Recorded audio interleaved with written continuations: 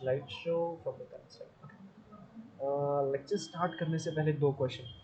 First question, permutation सुनते ही आपको क्या याद आता है? The word permutation. Yes, please write in the chat box.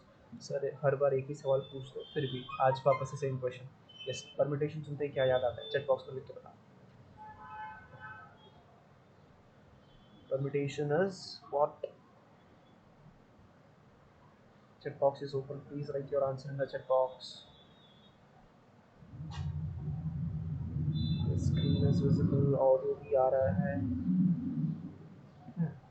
Anybody, किसी को याद है permutation किससे रिलेट करते थे हम?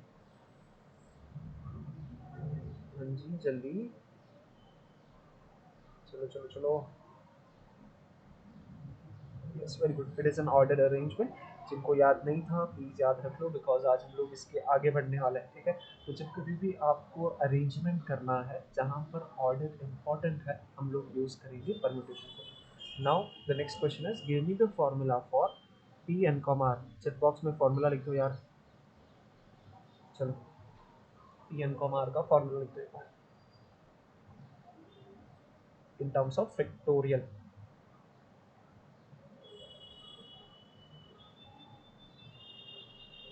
P N comma R in terms of factorial.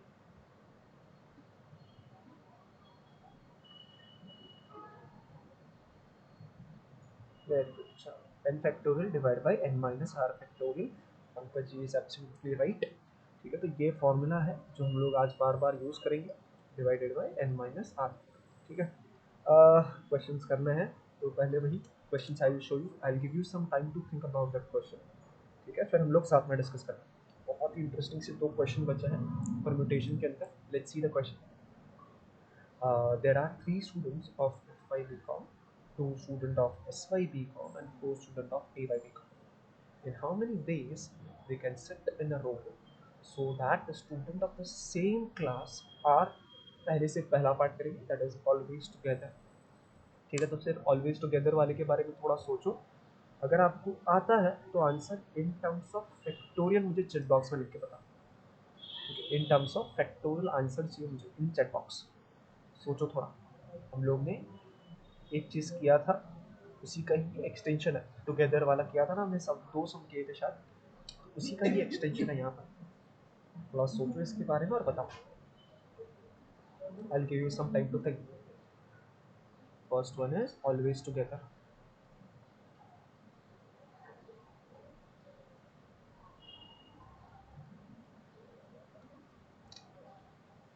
यानी कि एफ वाई बी कॉम वाले सारे साथ में बैठने चाहिए, एस वाई बी कॉम वाले सारे साथ में बैठने चाहिए, टी वाई बी कॉम वाले सारे साथ में बैठने चाहिए। ऐसे कितने अरेंजमेंट पॉसिबल है? That is nothing but the required answer.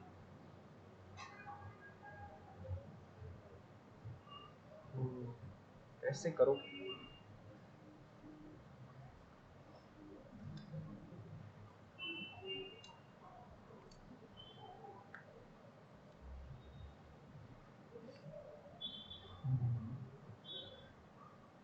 चलो चलो थोड़ा सोचो।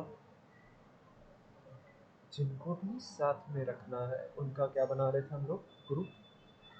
तो यूज दैट आइडिया, ग्रुप बनाओ।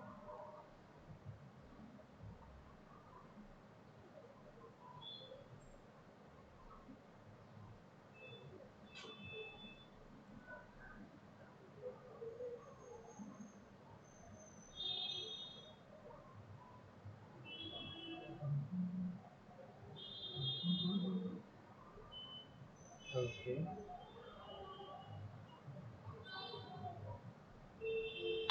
राइट है कि रॉन्ग उसका टेंशन नहीं लेना। Just try to solve this. देखते हैं आप क्या सोचते हो क्वेश्चन के बारे में।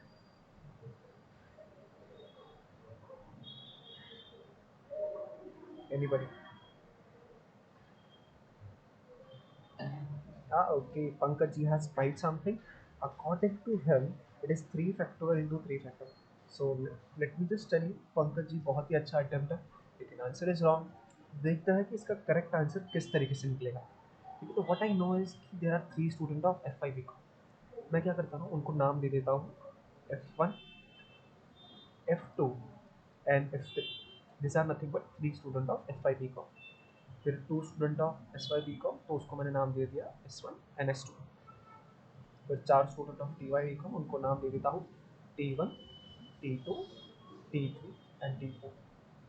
सो जब कभी भी हमें टुगेदर रखना है तो हमें क्या बनाना है, ग्रुप बनाना है। So this is nothing but my first group, so इसको मैंने नाम दे दिया X। This is nothing but my second group, जिसको मैंने सपोज नाम दे दिया Y।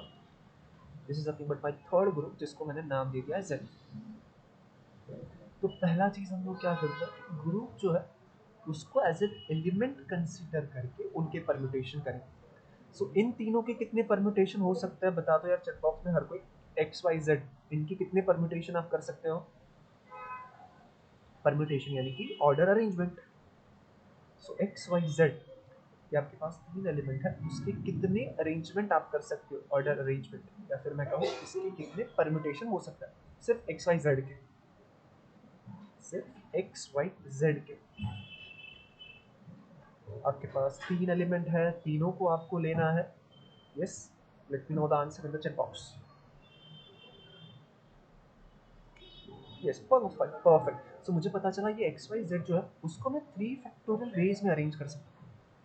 जैसे ही हमारा ग्रुप वाले का काम हो जाता है तब हम लोग जाते हैं ग्रुप के अंदर। Now we will be going inside each of the group, हर एक ग्रुप के अंदर जाएंगे और फिर देखेंगे कि उनके कितने अरेंजमेंट पॉसिबल। जैसे कि ग्रुप एक्स को आप कितने वेज में अरेंज कर सकते हो, that we will multiply. Group X को आप कितने वेज में अरेंज कर सकते हो, ग्रुप एक्स के एलिमेंट को, there are 3 elements inside the group X, तो उसको कितने वेज में अरेंज करोगे? जल्दी जल्दी, chat box chat box, everybody should answer. सिर्फ पंकज शर्मा को आंसर नहीं करना है, everybody should answer. There are 3 element inside the group X and I want to arrange them in how many ways I can do that in terms of factorial. अभी बताओ, फिर हम लोग फाइनली सबको मल्टीप्लाई कर देंगे, ठीक है? Yes, it should be 3 factorial for arranging the element which are there inside X. Similarly, अगर मैं ग्रुप Y जो है उनके एलिमेंट को अरेंज करूंगा तो कितने वे में कर पाऊंगा? पंकज, आपने क्या किया ना, सिर्फ X के बारे में शायद सोचा, ग्रुप Y भी तो है, उस Y ग्रुप के एलिमेंट को भी तो आप अरेंज करोगे, कितने वेज में करोगे आप? There are 2 element in that group Y, तो उसको कितने वेज में अरेंज करोगे आप? हाँ जी,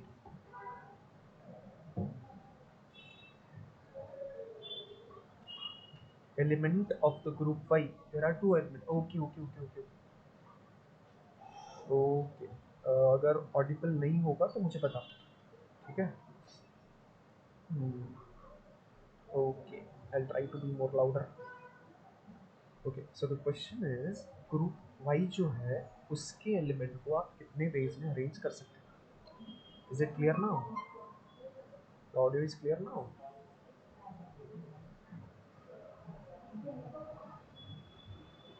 yes sir, no? No sir, no sir, no sir, no sir. So wait a second, what I'll do now? Okay. I cannot be more louder. Uh, okay, wait. What I'll do, I just keep this, just come here, just discard this. Okay, अब बताओ Audible है कि नहीं है? Is it audible now? No. Yes or no?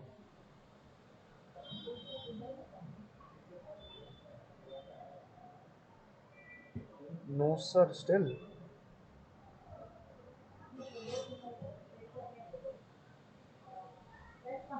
Yes sir, no. आवाज आ रहा है क्या अभी? Sir, your voice is not clear. Okay, let me just try connecting again. Okay, let's see, यहाँ पर चलते हैं। ठीक है, ओके, अब ठीक है क्या? Is it audible now?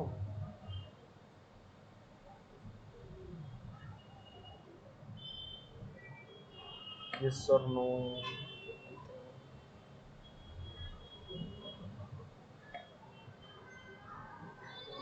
Okay, me know in the chat box अगर ऑडिबल है तो, अगर नहीं है तो भी बताओ।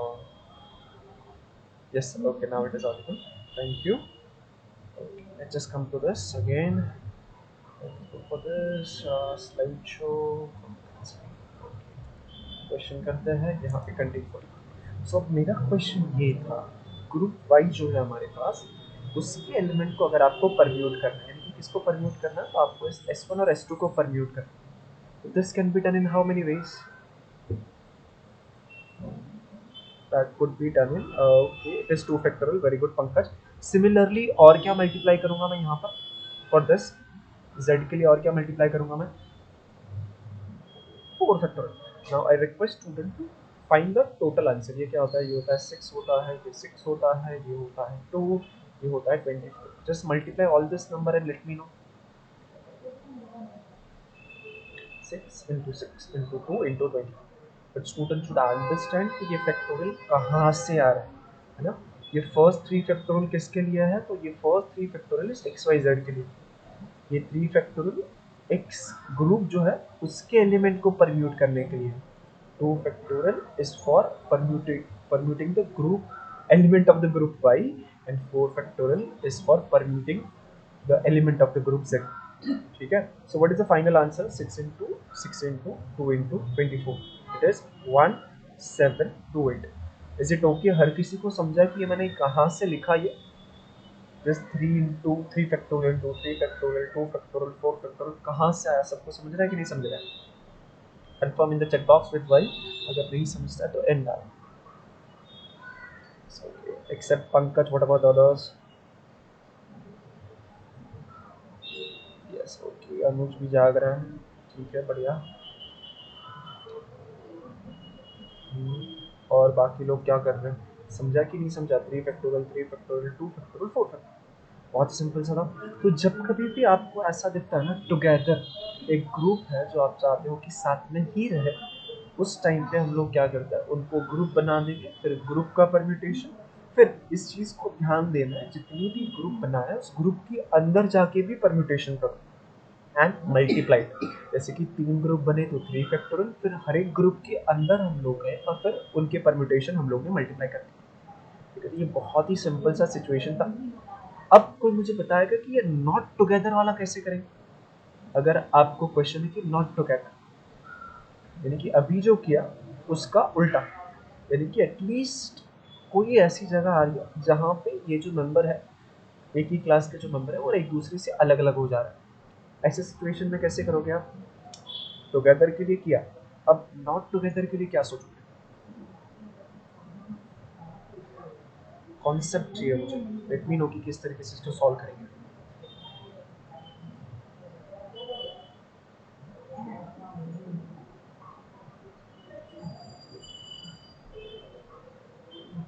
Yes, anybody? नॉट टुगेदर क्या करना चाहिए?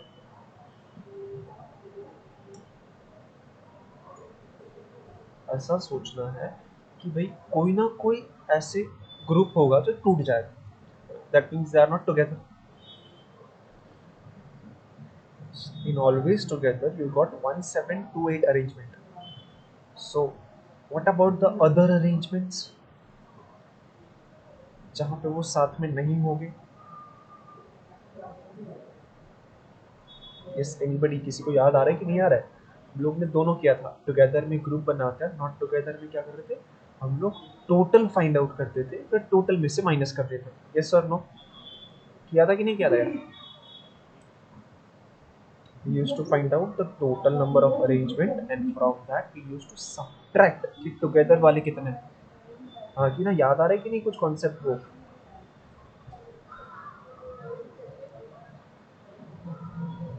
यस और नो? अच्छा, ऑडिबल तो है ना अब? हाँ, you can see the spike. Okay, yes, Audible है कि नहीं है?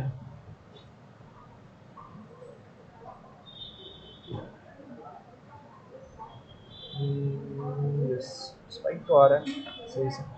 ओके, सो अब हम लोग क्या करते हैं ना, टोटल नंबर ऑफ अरेंजमेंट कितने होंगे इन सभी स्टूडेंट को मिला के वो फाइंड आउट करेंगे, फिर ऑलवेज टुगेदर वाले से सब्ट्रैक्ट कर देंगे। Because it is complement of it, है ना. ऑलवेज टुगेदर का कॉम्प्लीमेंट क्या हो जाएगा? So it is nothing but not together. तो कोई सॉरी, कोई बताएगा कि टोटल नंबर ऑफ अरेंजमेंट कितने होंगे? What are the total number of arrangement? Number of arrangement of how many students are there? Total कितने स्टूडेंट्स हैं? Yes, total number of students कितने हो रहे हैं? Is 3 + 2 5, 5 + 4 9. Total number of arrangement of all 9 students is equal to what? Yes, उनके arrangement कितने हो गए 9 स्टूडेंट्स के? चेक बॉक्स में आंसर बता दो. सिंपल सा क्वेश्चन है. 9 स्टूडेंट है, उनको अरेंज करना है, so it is 9 factorial. Correct. Now you know total number of arrangement are 9 factorial. जो नंबर होगा we will find out later. Also we know that कि ऐसे कितने अरेंजमेंट है जहाँ पे वो टुगेदर है, so it is nothing but 1728. therefore number of arrangement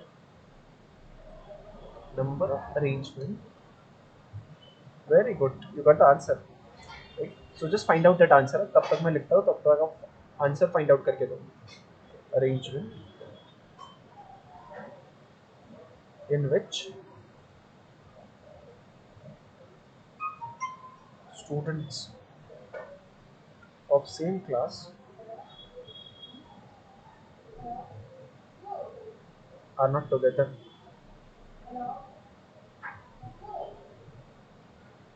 is equal to 9 factorial minus हमने जो फाइंड आउट किया 1728.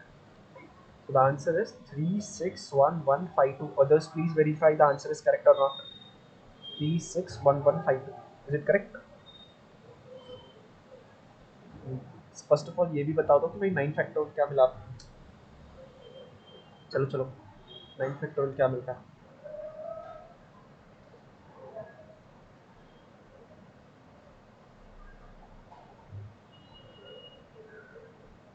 What is the value of 9 factorial? You know in the chat box. हर कोई कैलकुलेटर के साथ रेडी है ना? हाँ. It is 362,880. Is it right? Arushi जी ने दो आंसर दिया है. Is it right? Yes. Okay. 1000 कम किया तो इतना बड़ा difference. Is this answer right then? ये सही है क्या फिर? Just verify this answer then. Somebody please verify that answer. 161152 इतना छोटा हो जाएगा क्या?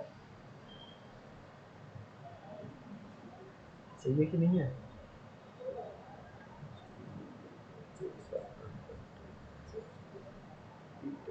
Is it fine? Yes, perfect. सही लग रहा है. After subtracting that is the correct answer. ठीक है, तो ये पहला ऐसा क्वेश्चन था जहाँ पे हमने एक से ज़्यादा ग्रुप बनाया. लेकिन अगर आप देखोगे तो कॉन्सेप्ट वही है. अगर टुगेदर है तो ग्रुप बनाओ, ग्रुप का परम्यूटेशन, फिर हर एक ग्रुप के अंदर जाओ, उनका परम्यूटेशन. टुगेदर में ग्रुप बनाना है, नॉट टुगेदर में क्या करना है? कॉम्प्लीमेंट ले लेना है. टोटल फाइंड आउट करो, फिर टोटल माइनस टुगेदर वाला कर दो, you will get your answer. ठीक है, ये एक बढ़िया सा सम है. और एक सम देखते हैं, वो भी इंटरेस्टिंग सा क्वेश्चन है. ठीक है, इसके बारे में थोड़ा सोचते हैं. बस read the question carefully. Question है कि there are 4 girls and 3 boys have to stand in a row for a photograph. If they choose their position at random, find the number of arrangement in which the boys are at extremes. यानी कि जो लड़के हैं वो and में खड़े हैं, extremes यानी कि एंड में खड़े हैं. और दूसरा क्वेश्चन उसी के अंदर है, no two boys are together. ये जो है ना, this is going to be one of the important question, because एक ही क्वेश्चन हम लोग डिस्कस कर रहे हैं और इसका कॉन्सेप्ट भी बहुत बढ़िया है. उसके बारे में हम लोग डिटेल में देखेंगे, लेकिन अभी इसको सॉल्व करते हैं. The boys are at extreme, ये वाला पार्ट करते हैं. ठीक है, तो क्वेश्चन क्या है? There are 4 girls and 3 boys have to stand in a row for a photo. So that means मेरे पास positions कितने पहले वो से? I have total 7 positions, right? So it is 1, 2, 3, 4, 5, 6, 7. There are total 7 positions. जिसके अंदर I have 4 girls and I have 3 boys. अब पहला question ये है, the boys are at the extreme. पहले हमें ऐसे अरेंजमेंट सोचने हैं जहां पर जो बॉयज है वो एक्सट्रीम एंड पे है। यानी कि मैं चाहता हूँ कि यहाँ पर कोई तो बॉय होना चाहिए और यहाँ पर भी कोई तो बॉय होना चाहिए। The first question is the boys are at extremes. ठीक है, तो अब हमें सोचना है उस तरीके से कि ऐसे कितने अरेंजमेंट हो गए कि यहाँ पर और यहाँ पर बॉय होना चाहिए, बीच में कुछ भी हो फर्क नहीं पड़ता। ठीक है, तो इस हिसाब से इसके बारे में थोड़ा सोचना है। पहले सबको क्वेश्चन समझा कि क्वेश्चन क्या है। The boys are at the extreme, 7 लोग हैं, 4 गर्ल्स 3 बॉयज, उसमें से एक्सट्रीम एंड पे बॉयज को ऐसे अरेंजमेंट चाहिए। क्वेश्चन समझा क्या है, confirm in the chat box अगर आपको समझा क्वेश्चन क्या है तो।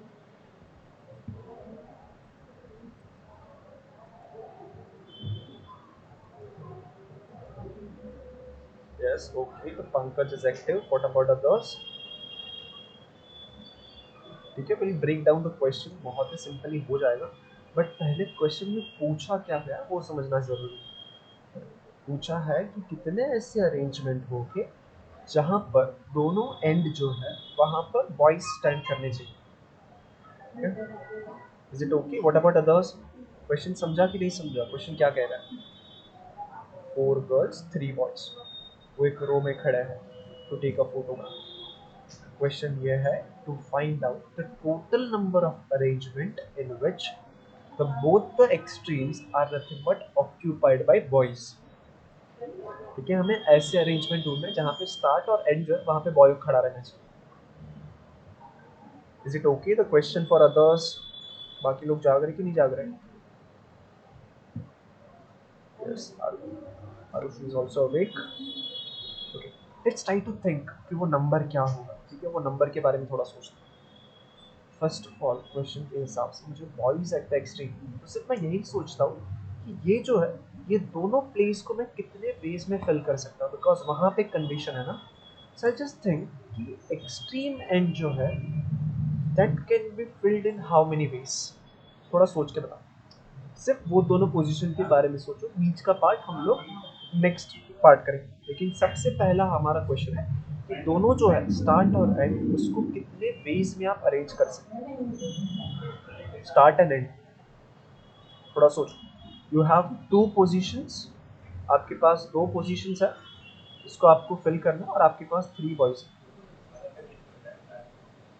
इन how many ways you can do this, सोच के बताओ। There are 2 positions and there are 3 boys. In how many ways you can arrange this?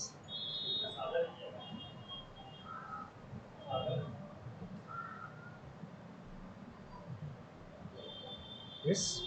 Anybody? There are 2 positions and there are 3 boys. सोच के बताओ, in how many ways you can arrange them?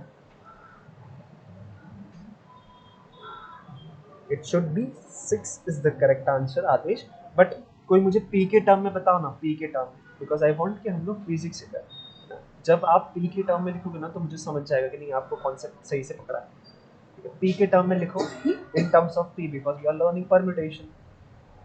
Yes, in terms of, yes, it is 3p2।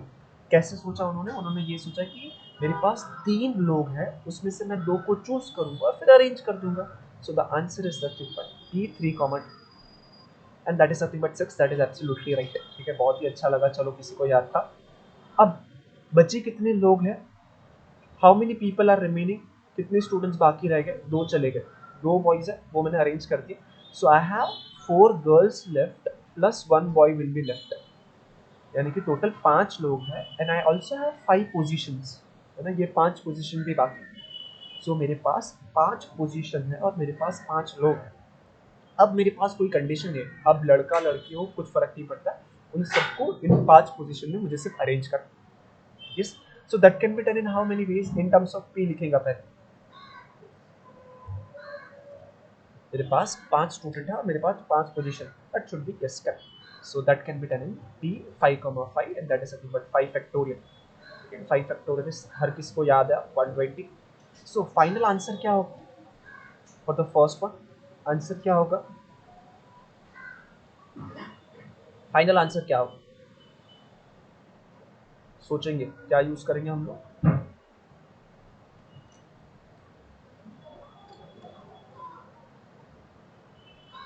सोच के बताओ final answer क्या होगा? Because what we want the total arrangement. हम लोग ने दो पार्ट में क्वेश्चन को डिवाइड करते हैं, पहले सिर्फ एक्सट्रीम के बारे में बात की, फिर बीच वाले के बारे में बात की। पंकज चलो कोई इसका मिस्टेक सुधार के दो। इन्होंने जो मिस्टेक किया है वो कोई करेक्ट करके दो। ये 125 कहाँ से आया पंकज? 125 नहीं 120 होता है ना 5 फैक्टोरियल। नहीं वो तो गलत। आरुषि ये भी गलत हो जाएगा। चलो कोई और करेक्ट करो उनको। Yes, yes, yes. 125 was wrong. It should be 120. Also, there is some other mistake also. Arushi ने जो आंसर दिया 126, that is also wrong. थोड़ा सोचो, हम लोग ने कुछ इम्पोर्टेंट पढ़ा था। Yes, yes, yes. कुछ तो गलत है। It should be 720. आरुषि ने आंसर दिया 720. चलो अब हर कोई सोचेगा क्यों ऐसा आंसर आया। ठीक है, हम लोग ने कुछ तो पढ़ा था ना यार, fundamental principle of counting. Fundamental principle क्या कहता है कि अगर दोनों चीज एक दूसरे को इंडिपेंडेंट है तो आपको करना है मल्टीप्लाई। ठीक है, तो आपको क्या करना चाहिए था? मल्टीप्लाई। लेकिन किया क्या? ऐड किया। So that was a mistake. ठीक है, कौन था मिस्टेक करने वाला? पंकज। पंकज नेक्स्ट टाइम से आप ये हम लोग ध्यान देंगे। ठीक है, जब कभी भी दोनों एक दूसरे से इंडिपेंडेंट है तो आपको करना है मल्टीप्लाई काउंटिंग करते वक्त। ठीक है, तो bye fundamental principle of counting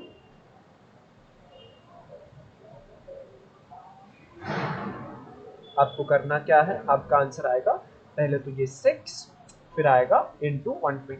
तो final answer is nothing but 720। ठीक है, हर किसी को समझाइए 720 क्यों लिखा गया है। यस और no please let me know in the chat box.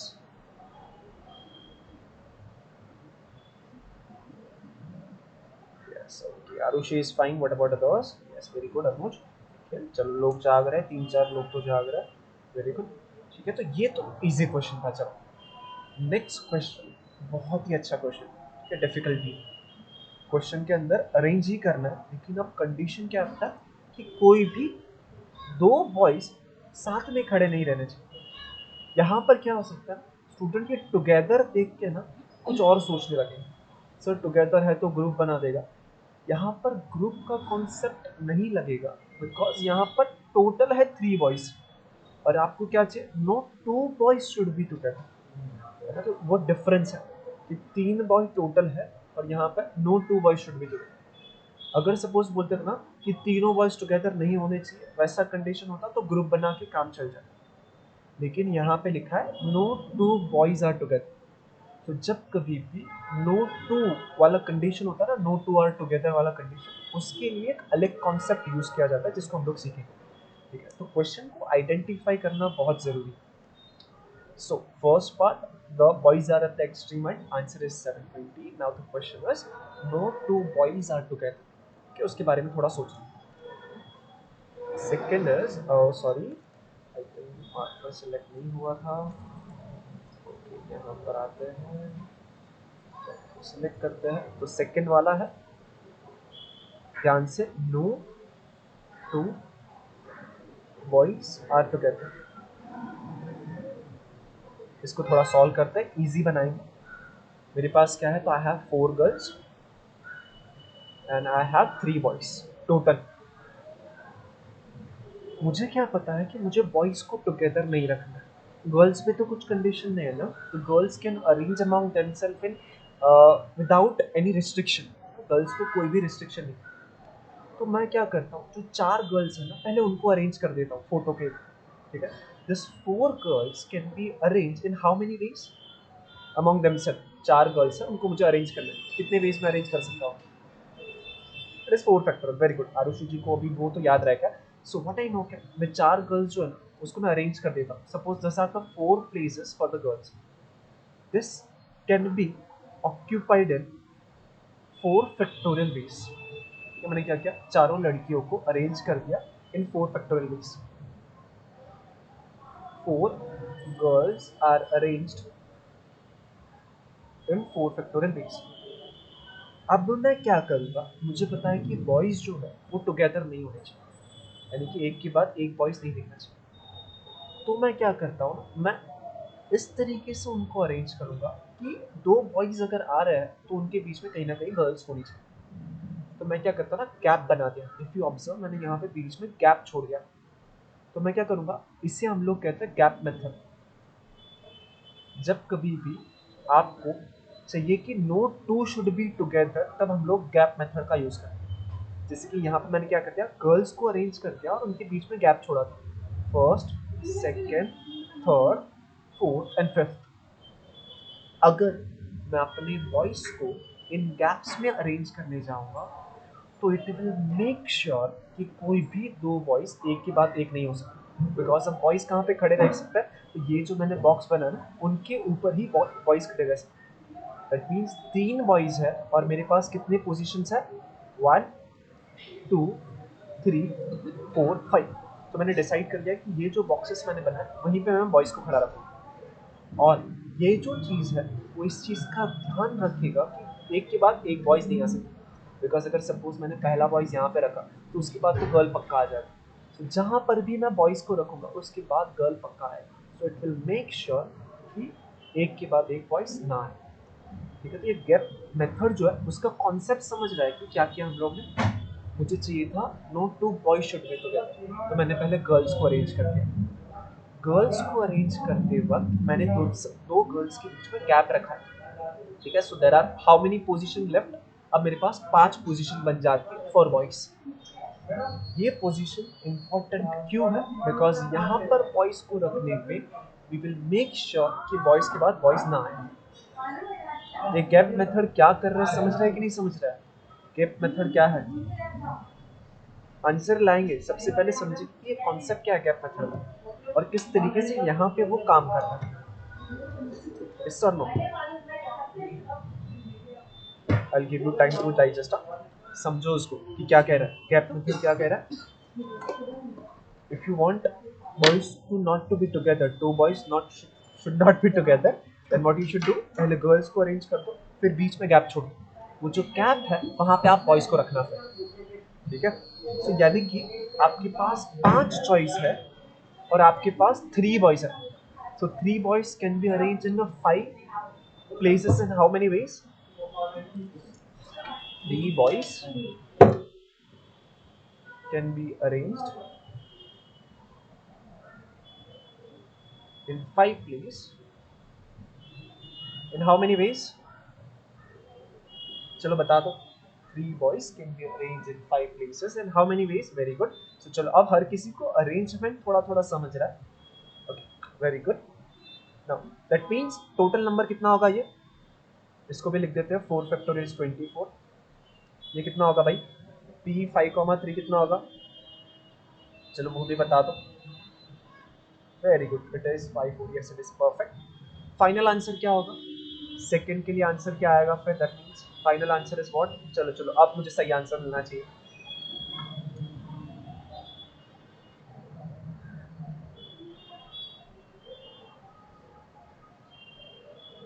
It should be actually it should be 60 into 24 and that is nothing but 1440, that is the correct answer। ठीक है, सो हम लोग क्या सीखा इस एग्जाम्पल के अंदर, हम लोग ने गैप मेथड के बारे में सीखा। ये काउंटिंग के अंदर गैप मेथड बहुत बार आ सकता है ना, बिकॉज मैं क्वेश्चन के अंदर थोड़ा चेंज कर दूंगा लेकिन कॉन्सेप्ट यही रहेगा। सपोज मैंने 3 की जगह पे 4 बॉयज, 4 की जगह पे 6 गर्ल्स बना दिया, फिर भी कॉन्सेप्ट यही रहेगा। गर्ल्स की जगह पे टीचर, टीचर की जगह पे स्टूडेंट्स, ऐसा बहुत सारी चीज़ें बना सकते हैं, बट कॉन्सेप्ट यही है। जब कभी भी आप चाहते हो कि no two should be together, तब क्या करो, दूसरे वालों को अरेंज कर लो, बीच में गैप छोड़ दो, वो गैप के अंदर उन लोगों को फिल कर देना। ठीक है, हर किसी को ये सम समझा कि नहीं समझा, because this is the only sum of this type that we are going to discuss, है ना। जो मनन प्रकाशन है उसके अंदर एक ही सम ऐसे टाइप का, बाकी सब सिंपल सिंपल है। तो अगर आपको ये गैप मेथड वाला क्वेश्चन समझ रहा है, कॉन्सेप्ट समझ रहा है, तो please let me know why in the chat box, otherwise and लिखो तो मैं वापस से उसको एक्सप्लेन करूंगा।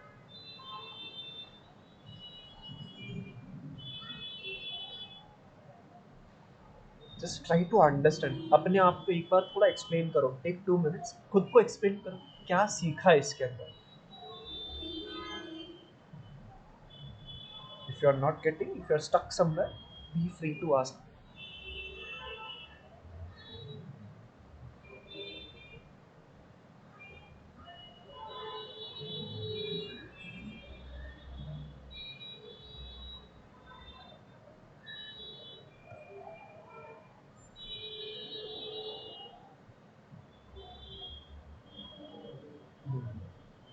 ओके, एनीबडी जिसको डाउट आ रहा है कि नहीं सर नहीं समझ रहा है, कॉन्सेप्ट नहीं समझ रहा है, क्या है, प्लीज लेट मी नो। अगर समझ रहा है तो वाई लिख दो चैट बॉक्स में, अगर नहीं समझ रहा है तो बिंदास एन लिख दो। When you somebody writes n ना, तब मुझे समझता है कि he wants some answer, then I'll go in detail to explain। ठीक है, अनुज को भी समझा, वेरी गुड। मैं वही पूछने वाला था, अनुज को समझा कि नहीं। What about others? There are around 18 student, दो तीन लोग ही आंसर देते हैं। ठीक है, कोई बात नहीं। ठीक है, सो विद दिस हम लोग ने परम्यूटेशन के ऊपर हर एक टाइप के क्वेश्चन कवर किए। देर आर टोटल 45 क्वेश्चन, जो मैंने लास्ट पीपीटी शेयर किया था ना, उसके अंदर टोटल 45 क्वेश्चन जा रहे हैं। तो ये जो दिवाली वेकेशन आएगा, तो आप क्या करो, उसमें से जितने पॉसिबल उतने सॉल्व करो। आफ्टर दिवाली जब भी हम लोग मिलेंगे, उसमें से जो भी डाउट रहेगा विल डिस्कस दोस क्वेश्चंस। ठीक है, लेकिन अभी के लिए we will go for the new concept that is nothing but combination. ठीक है, यहाँ पे हम लोग ने परम्यूटेशन के सारे टाइप के जो क्वेश्चंस थे वो हमने कवर किए। Last is nothing but gap method, जो हमने एक क्वेश्चन उसका सॉल्व किया। नया कॉन्सेप्ट सीखते हैं, ये बहुत ही ईजी है। जिनको भी परम्यूटेशन समझ चुका है उनके लिए कॉम्बिनेशन समझना बहुत ज़्यादा ईजी होगा।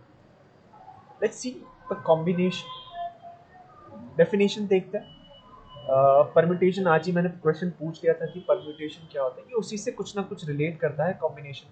सबसे पहला उसका डेफिनेशन दें, एक बार रीड करता हूँ फिर मैं उसको एक्सप्लेन करता हूँ। ठीक है, सो each of the group or selection which can be made by taking some or all of the number of the things without reference to the order of the things in each group is called as combination। यानी कि अगर मैं इसको simple word में कहने की कोशिश करूं तो combination is nothing but selection, where the order is not important।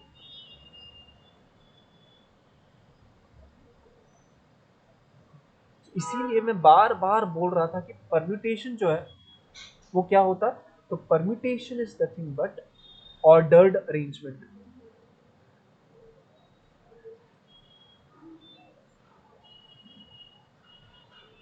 है ना, तो परम्यूटेशन वर्ड सुनते ही क्या याद आता है कि भाई आप अरेंज कर रहे हो जहाँ पे order is important. But combination में क्या होता है, कॉम्बिनेशन में हम लोग सिर्फ सिलेक्ट करते हैं जहाँ पे ऑर्डर इज नॉट इम्पॉर्टेंट। है ना, देर आर मेनी प्लेसेस जहाँ पे हमें कॉम्बिनेशन की ज़रूरत पड़ती है। बिकॉज आप क्या करते हो ना, आपके पास एक ग्रुप है, आप उसमें से सिलेक्ट कर रहे हो, कौन सा भी ऑर्डर हो फर्क नहीं पड़ता। फॉर एन एग्जाम्पल, सपोज मैं अगर क्लासरूम में आता हूँ, मैं बोलता हूँ कि I want 2 student, I select दम रैंडमली, वहाँ पे ऑर्डर कुछ भी इंपॉर्टेंट नहीं।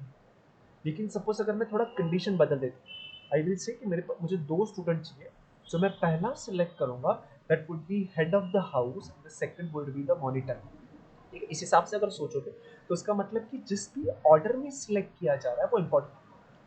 तो जब भी आप क्वेश्चन को रीड करोगे, यू शुड आइडेंटिफाई क्या क्वेश्चन के अंदर ऑर्डर इंपॉर्टेंट है कि नहीं। अगर ऑर्डर इंपॉर्टेंट है तो आपको परम्यूटेशन का फॉर्मूला लगाना है, अगर ऑर्डर इंपॉर्टेंट नहीं है तो आपको कॉम्बिनेशन पे जाना है। ठीक है, तो कॉम्बिनेशन को वर्ड सुन कि क्या याद आएगा आपको, जैसे कॉम्बिनेशन सुना यानी कि आप सुनोगे कि हाँ भाई यहाँ पे सिर्फ सिलेक्ट कर रहे हैं जहाँ पे ऑर्डर इज नॉट इम्पॉर्टेंट, कुछ भी ऑर्डर में हो फर्क नहीं पड़ेगा। फॉर एन एग्जाम्पल, सपोज अगर मैं आपको बोलता हूँ कि मेरे पास 3 एलिमेंट है, 1 2 3। तो अगर मैं आपको कहूँ इसमें से मुझे 2 को परम्यूट करना है, 2 को परम्यूट करना है, तो मैं क्या करूँगा, मैं लूँगा P3,2। लेकिन अगर मैं कहूँगा ये 1 2 3 में से मुझे 2 को सिर्फ सिलेक्ट करना है, ऑर्डर इज नॉट इम्पॉर्टेंट, तो मैं लिखूँगा it can be done in C3,2 ways. अगर आपको 2 को सिलेक्ट करके अरेंज भी करना है तो इट इज P3,2।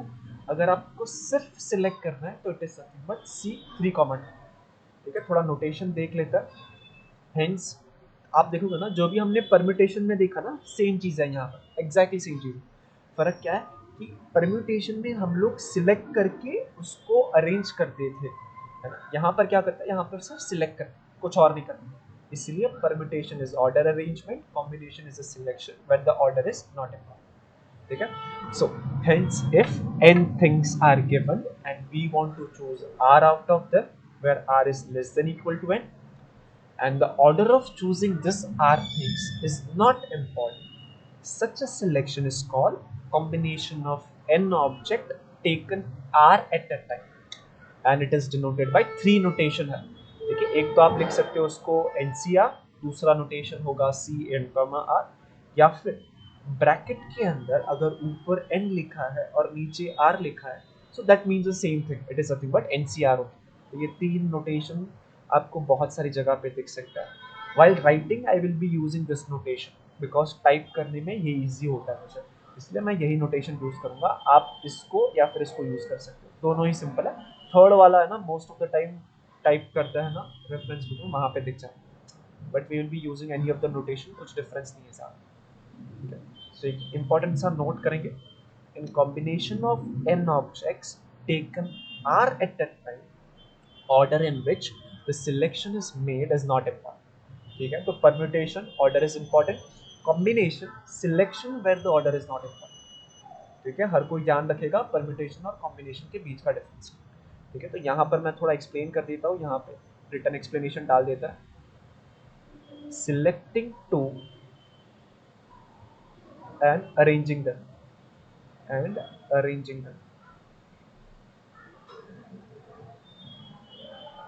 यहाँ पे क्या कर रहा है, only selecting two without order, only selecting two of them. ठीक है, सिर्फ अगर सिलेक्ट करना है तो हम लोग कॉम्बिनेशन को यूज करते हैं। जैसे हमने परम्यूटेशन पढ़ा था, डेफिनेशन देखा, नोटेशन देखा, फिर नेक्स्ट चीज हम लोगों ने देखा था फॉर्मूला। उसी तरीके से यहाँ पर भी हम लोग डेफिनेशन देखा, नोटेशन देखा, तब उसका फॉर्मूला देखा। बट हर किसी को कॉम्बिनेशन वर्ड का मतलब समझा, कॉम्बिनेशन क्या होता है, यस और no?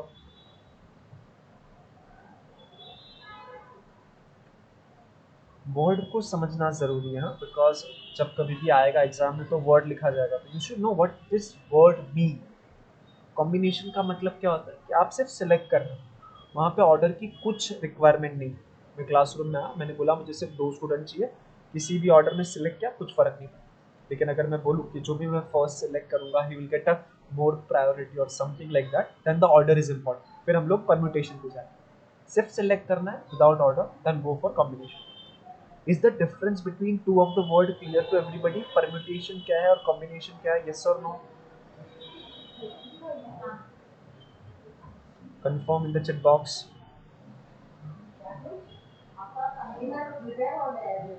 Yes, okay, perfect.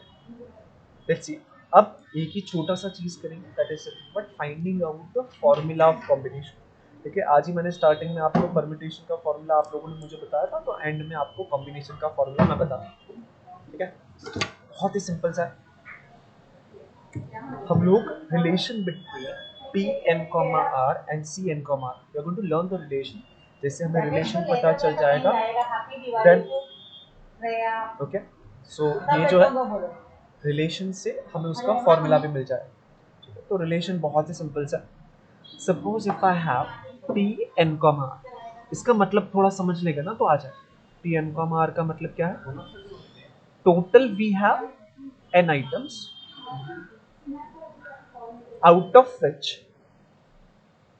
out of which we select। पहले क्या करता है, जब मेरे पास पी एन कॉम आर है, यानी कि आपके पास एन आइटम्स है, उसमें से पहले आप आर को सिलेक्ट करते हैं। We select r items and arrange them, yes और no? Arrange that r item, थोड़ा स्पेसिफिकली लिखता है, arrange that r items. Is it okay? ये जो मैंने लिखा पी एन कॉमा आर का मतलब क्या लिखा मैंने, मेरे पास एन आइटम्स है, उसमें से मैं आर को चूज करूंगा, फिर उनको अरेंज कर दूंगा, है ना? Total number of ways in which we can do this is nothing but the P N comma R, yes और no?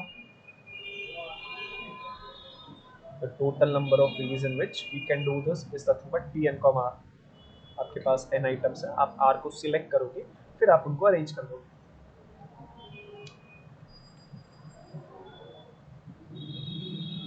P N comma R का मतलब याद है कि नहीं सबको? आपके पास एन चीजें है, आप उसमें से आर को सिलेक्ट करोगे and then you will arrange. ठीक है, तो यही चीज को थोड़ा आप अच्छे से लिखो। दैट मीन्स यहाँ पे मैं थोड़ा और अच्छे से लिख दूंगा, बट अभी यहाँ पे करता हूँ। पी एन कॉमा आर क्या होता है भाई, पी एन कॉमा आर, तो मैं इसको दो पार्ट में डिवाइड कर देता हूँ। मैं क्या करता हूँ ना, I just consider this is my first part and this is my second part, ठीक है। सो टोटल एन आइटम्स है मेरे पास, उसमें से I will select R of it. That can be done in how many ways, मेरे पास N items है, उसमें से सिर्फ सिलेक्ट करना है आर को, अरेंज का बात नहीं कर रहा हूँ, सिर्फ आर को सिलेक्ट करना है। That can be done in how many veg, total n items out of which we have to select r items, सिर्फ सिलेक्ट करना। That can be done in how many ways, चलो चलो अभी अभी definition देखा, चलो चलो चलो, हाँ जी, जस्ट सिलेक्ट करना है। मेरे पास n आइटम्स है, उसमें से r को सिलेक्ट करना है। अभी अभी सीखा नोटेशन, स्क्रीन के ऊपर भी कहीं ना कहीं लिखा हुआ है नोटेशन, चलो चैट बॉक्स में बताओ। आपके पास n आइटम्स है, उसमें से r को आपको सिर्फ सिलेक्ट करना है। That can be done in how many ways, चलो चलो चलो, check box is open.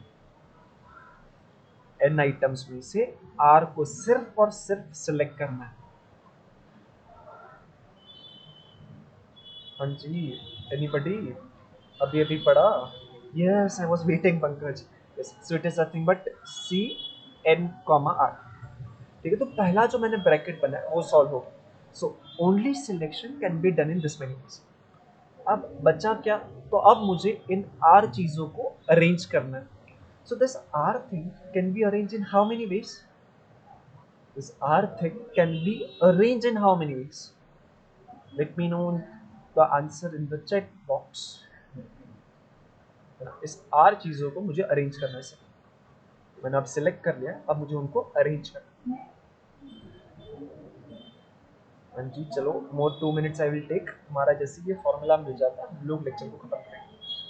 Oh no Arushi ji, no, आपके पास आर चीजें हैं, आपको उन सबको अरेंज करना है ना। You already selected R items, now you just have to arrange them. Yes, Pankaj is right. Others think about this, why he is right, because you already selected R items. Now you just want to arrange those R items. आपने already selection कर चुके हो, अब सिर्फ आपको उनको arrange करना है। एवरीबडी अग्रीज कि यहाँ पे आंसर आएगा P R comma R, because R items already choose हो चुके हैं, सिर्फ आपको उनको अरेंज करना है। मल्टीप्लाई क्यों किया, बिकॉज दे आर इंडिपेंडेंट, ठीक है। इस चीज का ध्यान रखेंगे, हम लोग मल्टीप्लाई करेंगे because they are independent by fundamental principle of counting. But क्या हर किसी को समझा ये क्यों लिखा गया for the second bracket P R comma R, थोड़ा सोच के बताओ। Yes, okay, what about others, Vineet, Nikhil, Anuj, क्या लगता है ये पी आर कॉमा आर क्यों लिखा गया? यस, ओके, ठीक है। So this is nothing but actually the relation, but हम लोग इसको थोड़ा सिंप्लीफाई करेंगे, ठीक है। विनीत और निखिल समझा कि नहीं पी आर कॉमा आर क्यों लिखा गया?